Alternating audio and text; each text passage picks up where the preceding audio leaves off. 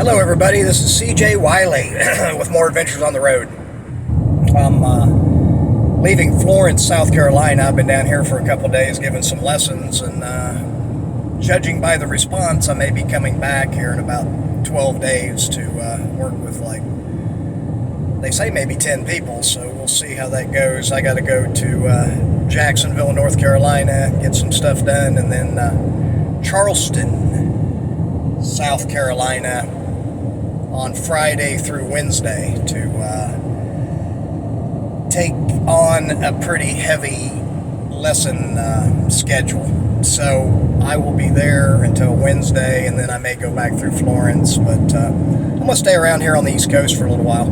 But Florence was one of the places Omaha John and I went to back when we were on the road, and they had a place called Frank's 301 Lounge. It was like the diviest of the dives. I mean, this place didn't have any windows. It was just like a brick building, rectangle brick building. You went in, there's like, cement floors. Had some funny smells to it, especially in the bathroom. But there was a lot of money there because some underworld activities were going on.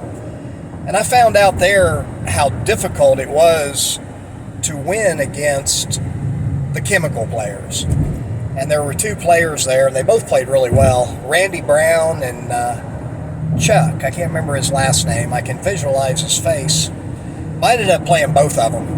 And I told Omaha John, after a while of playing them, I'm like, man, how do you win against these guys? And John was like, you just got to take the cue ball away from them. Make them sit in their chair. If they sit in their chair long enough, those drugs will wear out and start double-crossing them. And that's what he would do. He played Chuck, who I think he may have been a little bit the better player, because I know he ran 5 racks in a row on me when we were playing. But Omaha John played him and handled him like, he was like a schoolboy.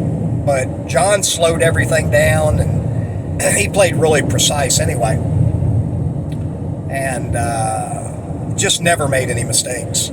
So to play him for those chemical type players was really difficult, because it may be 4 or 5 minutes between shots a lot of times, and then he would outmove them, and the way he played defense, he would take their ability to make all those wild shots away.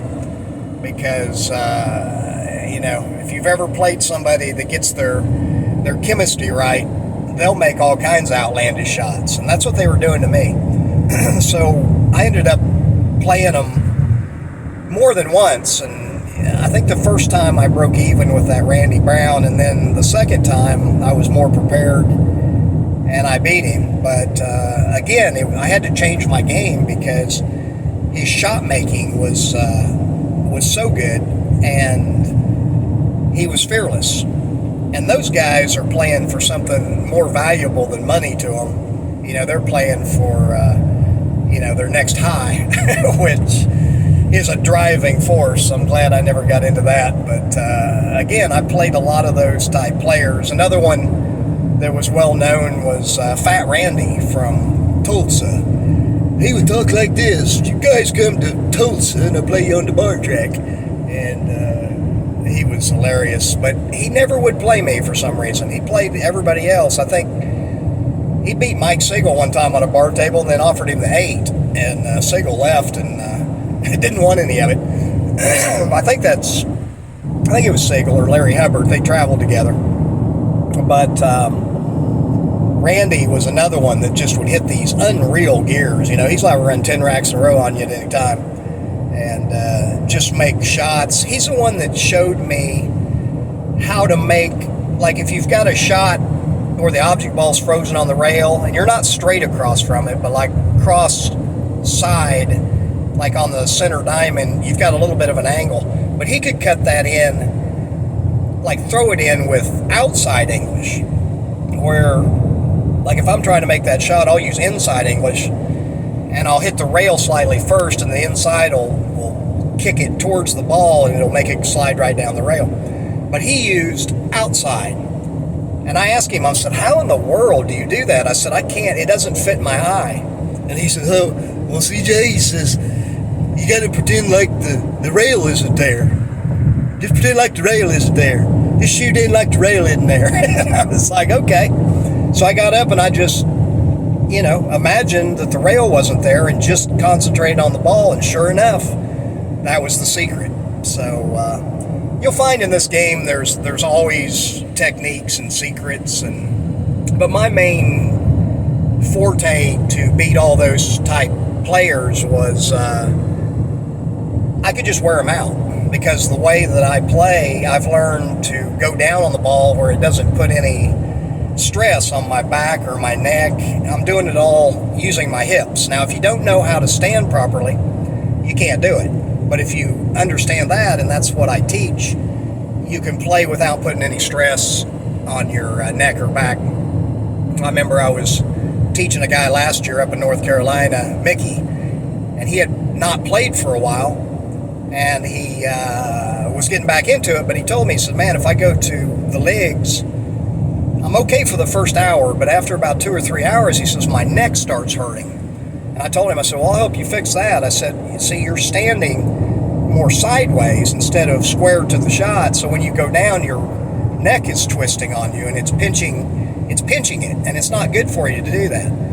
The way that I do it, it's actually good for you, because your head goes back and forth like this, or up and down, because you're pushing back with your hips. You're not trying to go down with your head, you're going back with your hips. And once you see how this is done, you'll be able to see it with all the champion players. Like, I showed several players this yesterday, and today I was staying with Douglas, one of them, and he was watching Fedor Gorst play. I think they're up in Des Moines, Iowa.